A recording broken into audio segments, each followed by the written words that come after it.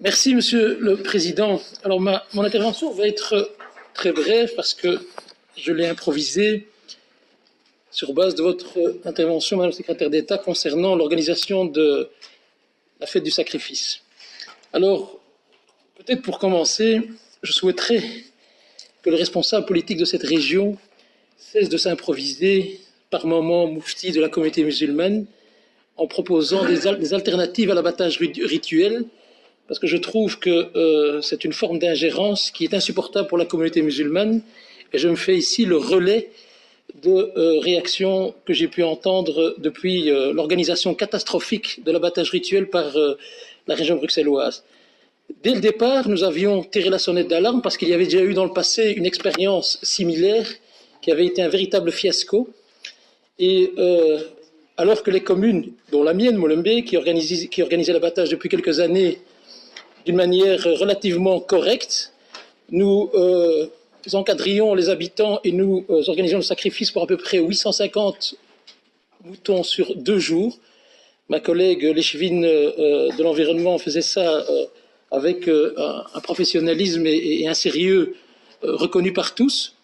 Cette année-ci, celui-ci a été organisé par la région. On a pu voir à travers la presse la manière dont ça a été organisé et surtout le peu d'engouement de la population musulmane de participer à ce processus, sachant que le traitement n'allait pas être correct dès le départ.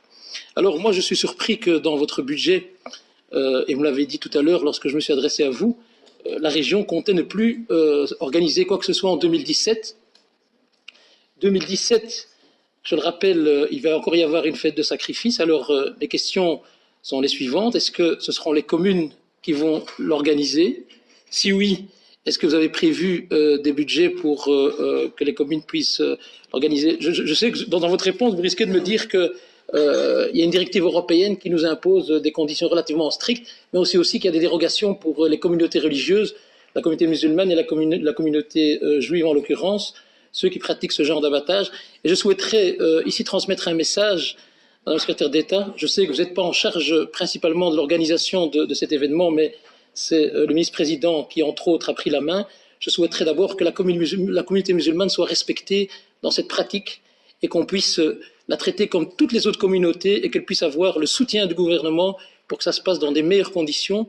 Parce que je suis désolé, mais cette année-ci, ça fut un fiasco et la communauté musulmane, en tout cas une partie, a pris ça comme une insulte. Et je souhaiterais que l'année prochaine, il y ait une concertation avec les représentants de l'exécutif musulman et toutes les organisations musulmanes pour que ça puisse être organisé en respectant les pratiques religieuses, évidemment en s'inscrivant dans le cadre légal qui est celui qui régit notre région. Merci.